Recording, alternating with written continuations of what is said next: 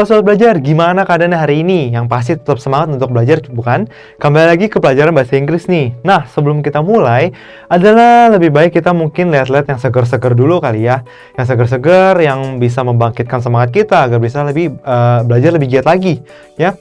Nah, kita akan berkunjung ke salah satu pulau yang sangat terkenal. Bahkan saking terkenalnya, banyak orang yang tahu pulau ini, tapi nggak tahu kalau ini tuh sebenarnya ada di negara Indonesia. Ya, ini merupakan Pulau Bali. Jadi kita akan melihat cuplikan video dari Pulau Bali yang satu ini.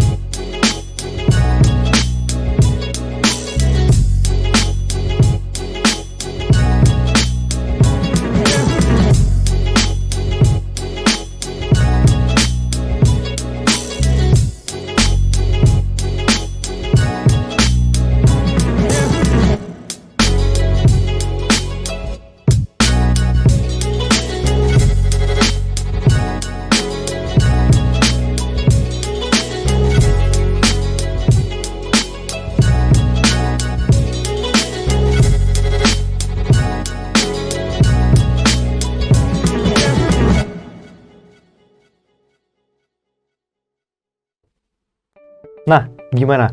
Apakah dari Sobat Belajar udah banyak yang berkunjung ke tempat-tempat itu? Tempat-tempat itu merupakan yang katanya harus dikunjungi saat kita ke Bali. Ya, dan tentu saja sepertinya kayaknya ada yang kurang lengkap kalau kita nggak ke tempat-tempat itu ya. Jadi, dari itu kita mau belajar apa sih hari ini kira-kira?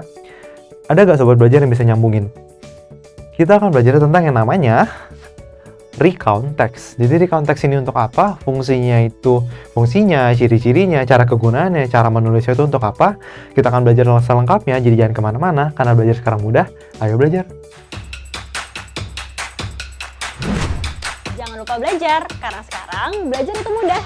Ayo belajar! Oke, kita langsung mulai aja. Yang pertama, kita harus tahu apa itu recount text terlebih dahulu. Jadi ini salah satu teks dalam bahasa Inggris, karena dalam bahasa Inggris kan ada banyak teks ya yang bisa kita baca, bisa kita buat. Salah satunya adalah recount text ini. Ya, fungsinya dia itu untuk apa sih? Untuk menceritakan suatu cerita, kegiatan dan tindakan. Jadi kalau hubungannya dengan yang tadi, kalau Sobat Belajar ini pergi ke Bali, Sobat Belajar ini liburan ke Bali, nah kita bisa nih menceritakan kembali pengalaman kita di Bali itu dengan menggunakan recount text ini, ya. Biasanya menceritakan masa lalu, ya. Tentu aja kalau cerita masa depan namanya planning ya. Kalau masa lalu ya recount text ini, karena kan kita udah kesana dulu, kejadian dulu, pengalaman dulu, baru menceritakan. Betul? Jadi yang terjadinya itu udah di masa lalu. Jadi Selain daripada itu, apa kira ciri-ciri daripada si recount text ini? Ya, ciri-cirinya itu yang pertama menggunakan past tense. Kenapa? Ya karena jelas sudah di masa lalu. Betul? Karena di masa lalu kita menggunakan past tense. Kedua, using adverb and adverbial phrase. Ini apa sih? Apa ini? Kita kayaknya jarang mendengar nih adverbial phrase. Ya, tenang aja, nanti kita akan bahas juga. Lalu, using conjunctions and time connectives. Time connective itu untuk, seperti namanya, time connective, untuk menghubungkan waktu. Jadi ada kata-kata conjunctions yang ini kita gunakan untuk tahu. Jadi dari kata pertama, dari paragraf pertama, kedua, ketiga, nyambungnya itu kita tahu dengan menggunakan kata-kata ini. Contohnya, maaf, sebentar. Contohnya adalah, pertama, kalau verb 2 udah tahu, kalau past tense sudah tahu ya. Verb 2 atau verb tambah di atau ed untuk menyatakan kalau itu verb 2 yang terjadi di masa lalu atau past tense. Lalu, untuk a verb and a adverbial phrase, ini contohnya tuh kayak ada last August, jadi untuk menyatakan kapan sih? Kapan? Last August. Di mana? Di mana tuh juga termasuk dengan adverbial phrase, yaitu di Bali Island. Atau kapannya apa? On the third day. Jadi kata-kata seperti ini agar kita tahu kapan kita pergi ke Balinya, di sana di mananya juga kita tahu, lalu juga hari keberapa juga kita tahu. Itu jelasnya ada karena kita menggunakan using adverb dan adverbial phrase. Oke, dan ini untuk yang menghubungkan ya. Jadi dari paragraf 1 ke paragraf 2 kita menggunakan and. Lalu before that, after that, lalu then, dan lain sebagainya. Jadi untuk kalimat-kalimat seperti itu, kata-kata seperti ini maksud saya itu untuk menghubungkan paragraf-paragraf. Contoh, first, atau that time when I went to Bali Island, something. Lalu setelah itu untuk lanjut kita bisa bilang kayak, after that. Jadi kalimatnya sambung menyambung itu dengan baik.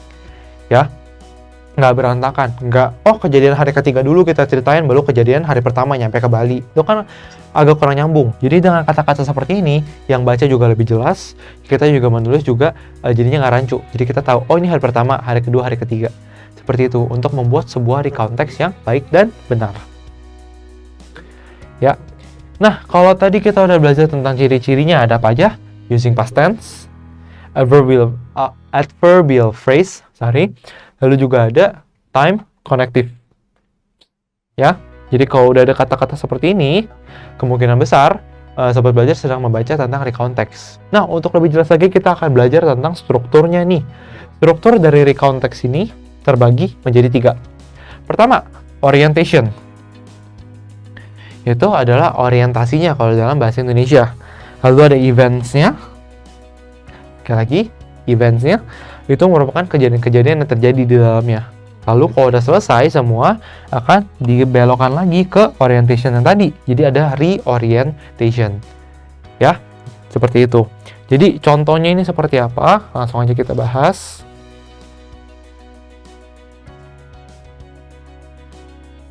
Oke, pertama, orientation. Orientation ini apa sih, Kak? Jadi bisa kita baca di sini untuk memberikan sebuah pengenalan. Ya, orientasi untuk memberikan sebuah pengenalan. Berupa informasi mengenai siapa, di mana, kapan, sebuah peristiwa atau kejadian itu terjadi. Dan yang paling pentingnya terjadinya dia di masa lalu. Ya, dan untuk memberikan pembaca informasi yang diperlukan untuk memahami keseluruhan isi teks. Jadi ini kan bercerita tentang pengalaman kita.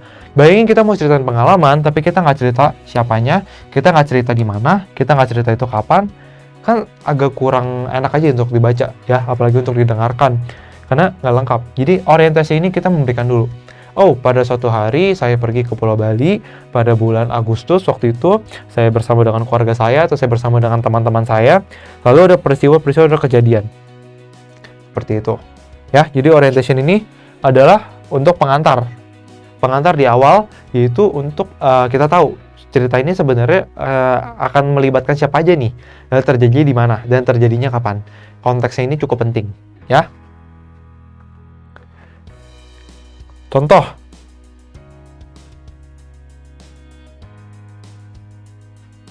Oke, contohnya adalah yesterday. Ini untuk memberitahu kapannya ya. Yesterday I stayed the night at my friend's house. Ini untuk di mana, betul. Magda. Jadi ini siapanya?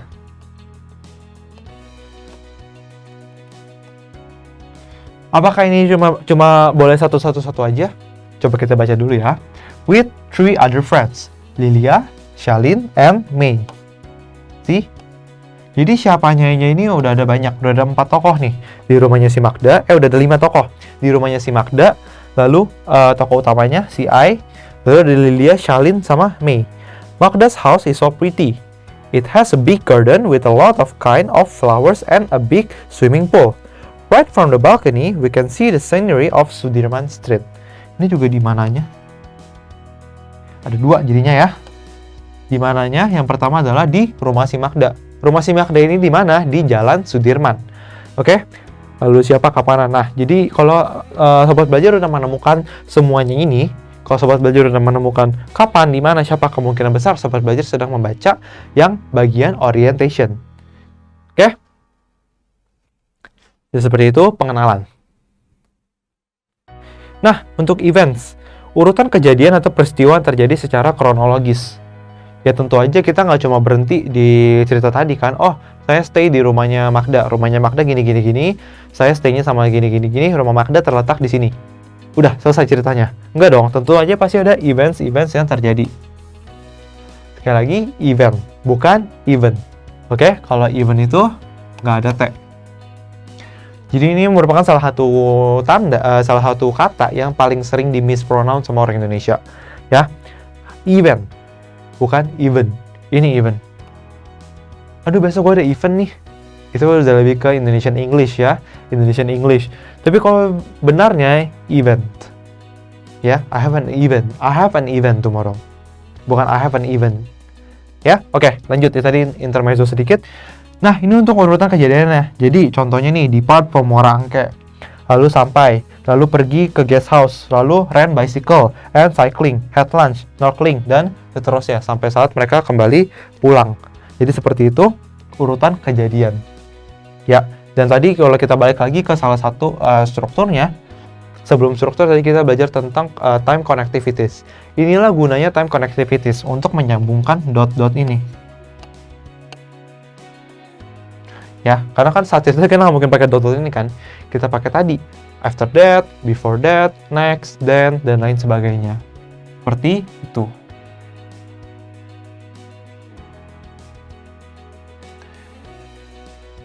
Oke. Lalu, reorientation. Ya, reorientation. Sebentar.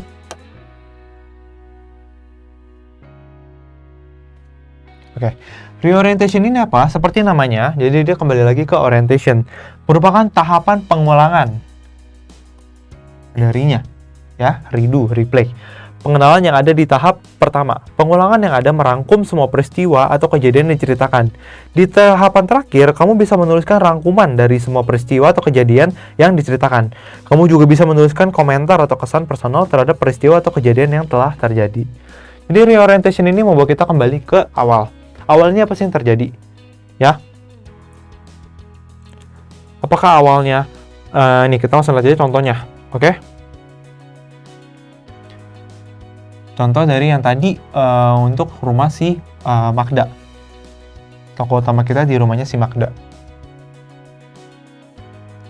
Oke.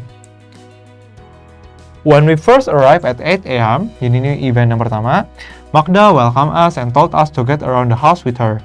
After walking around the house, we gathered at Magda's room to put our things. Then we went to the garden and had some tea while chatting with each other. We finally went to sleep around 2 a.m. It was late, but we had so much fun. I would love to go back to Magda's house. Jadi kembali lagi menyadarkan kalau kita nih masih di rumahnya si Magda ya, dan kita tuh seharian. Meskipun kita tidur jam 2 pagi, itu karena kita menikmatinya, kita sungguh-sungguh menikmatinya, gitu ya. Kita sungguh-sungguh menikmati saat-saat kita ada di rumahnya si Magda. Jadi seperti itu. Oke. Nah, ini adalah untuk reorientation ya, untuk membawa kembali kepada kepada orientation. Lalu, recontext itu ada 3. Dalam secara garis besar itu ada 3. Ada personal recount, ada factual recount, ada imaginative. Kira-kira dari namanya Sobat Belajar ada punya terkaan nggak? Imaginative itu apa? Factual itu apa? Personal itu apa? Kalau Sobat Belajar punya, coba ditahan dulu. Kita lihat apakah benar apa enggak ya. Jadi, untuk yang personal, namanya juga personal, yang merupakan cerita pribadi. Ya, dia menceritakan pengalaman sendiri. Kalau factual, fakta yang ditulis. Ya, contohnya langsung dikasih nih, ada laporan ilmiah atau laporan kepolisian. Ya, karena laporan ilmiah dan laporan kepolisian ini kan harusnya sesuai dengan fakta. Nggak bisa kita hanya menggunakan andai-andai, apalagi menggunakan hoax. Betul? Lalu yang terakhir imajinatif ya, cerita imajinatif, cerita bohong-bohong. Seperti itu. Jadi ini merupakan 3 recount text yang sering banyak kita temukan. Ini ada contohnya ya. Bentar. Oke. Ini ada contohnya langsung dan kita akan langsung baca. My first trip to Parry Island. Last September, I went to Parry Island for a holiday. I went there with Sarah, Andi, Evelyn, and Yoko. That was my first time travel there. Ini bagian apa? Orientation, betul. Karena ada when, ada when, where, who. Ya. Our boat departed from Muara Angke Port to the island at 8 a.m. We arrived at Parry Island around 10 a.m. After that, we went to our guest house.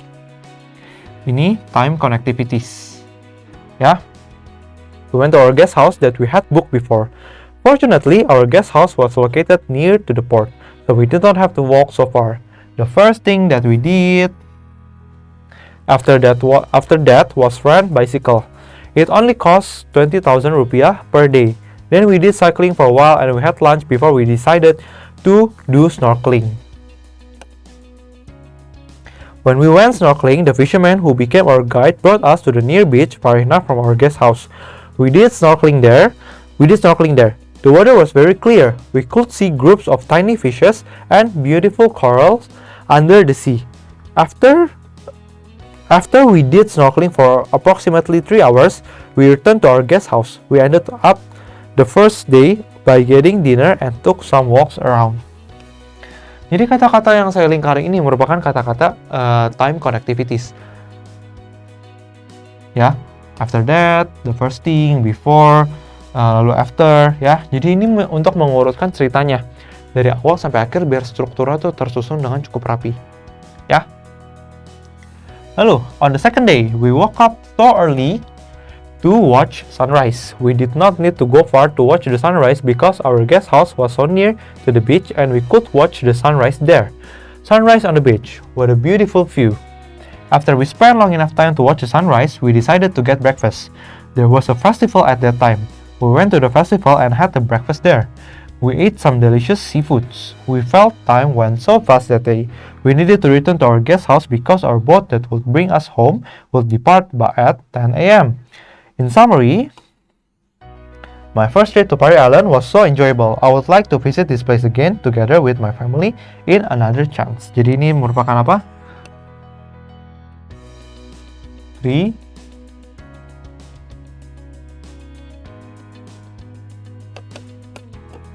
Reorientation. Dan sedangkan di sini sama tadi sebagian di sana adalah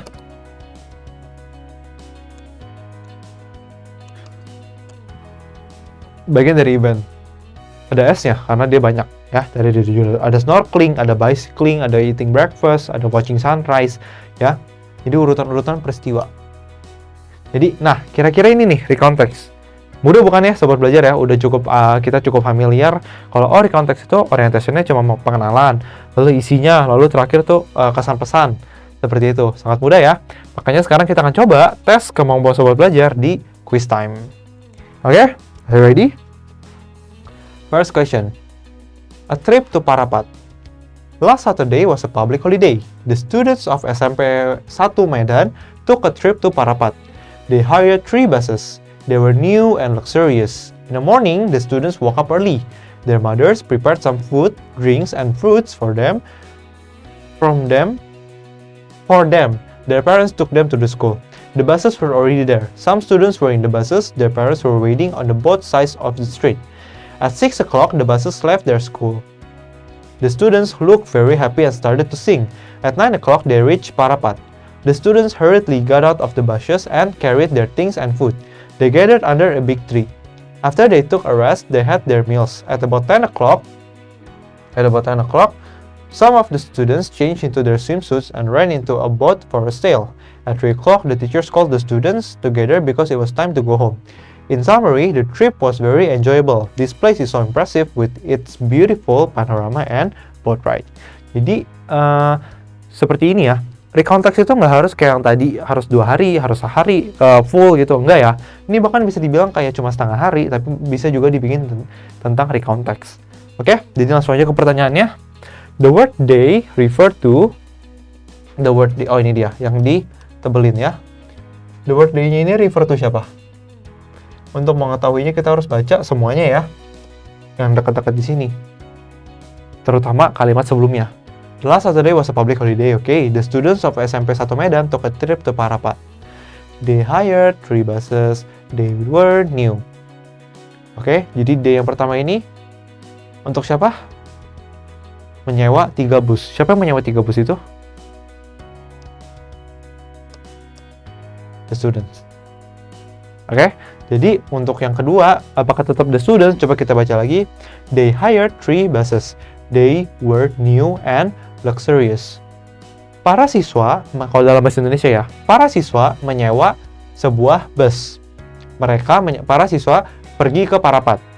Mereka menyewa sebuah bus. Mereka baru dan mewah. Dalam bahasa Indonesia kurang nyambung, tapi dalam bahasa Inggrisnya nyambung ya. So they hired 3 buses. So yang mereka ngomongin adalah because they were new and luxurious. Betul? Jadi yang benar adalah the buses. Seperti itu ya.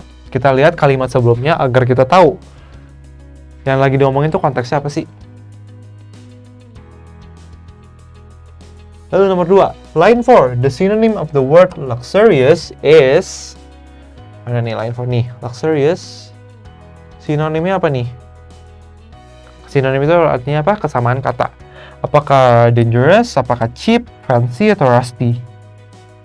Kita tahu luxurious itu tadi mewah. Bisa kita artikan bisa, kalau ini artinya danger apa? Bahaya. Kalau cheap berarti murah, $1 aja dolarnya.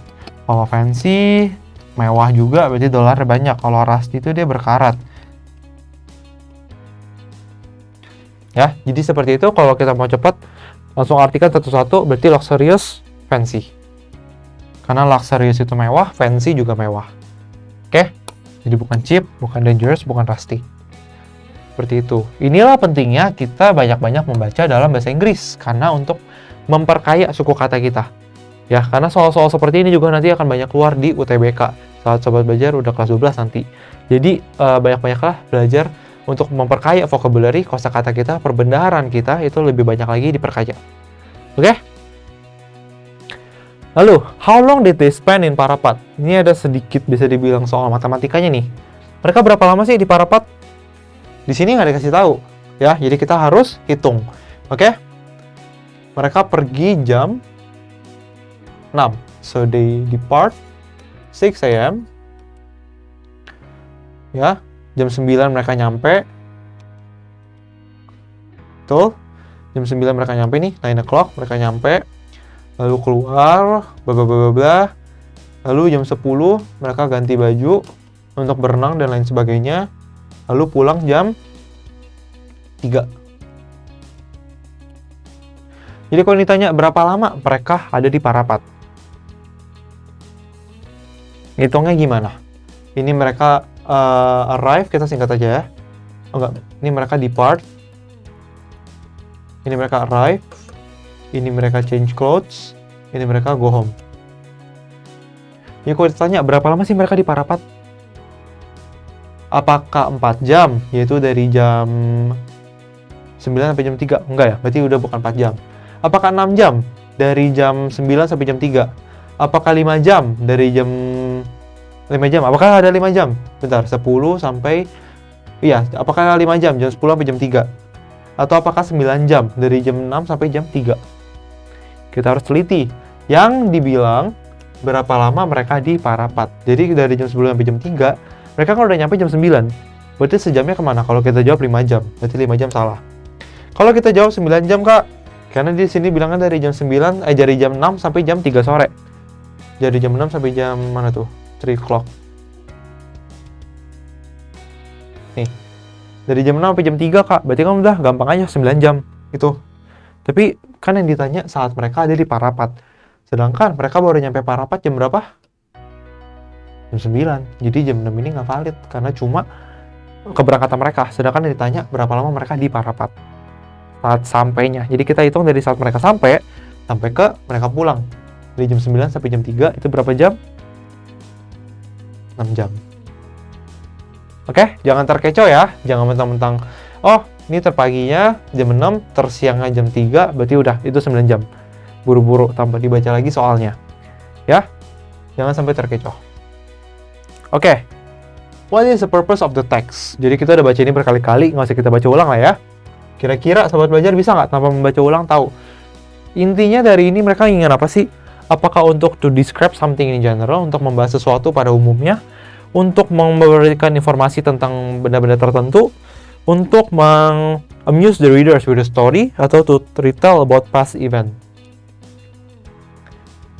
Yang jelas, apakah mereka to describe something in general, apakah pada umumnya? Apakah mereka menceritakan Parapat pada umumnya?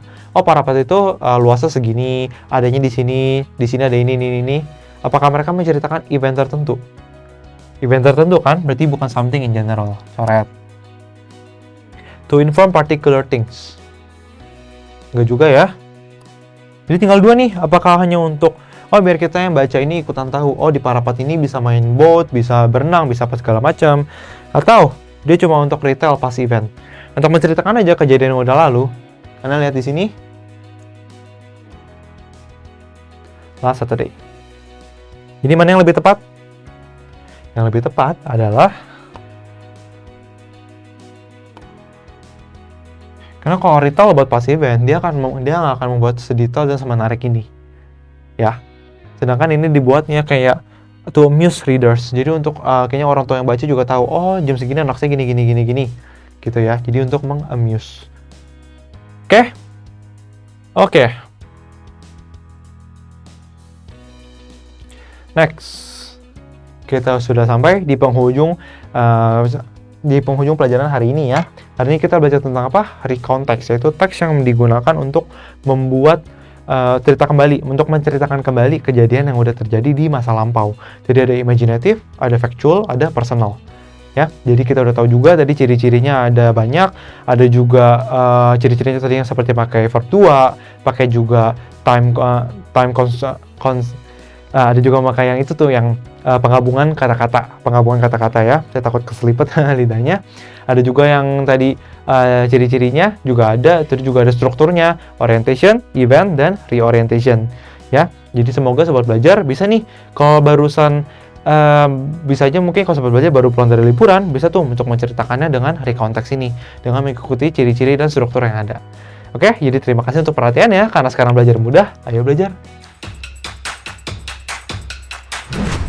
Jangan lupa belajar, karena sekarang belajar itu mudah. Ayo belajar!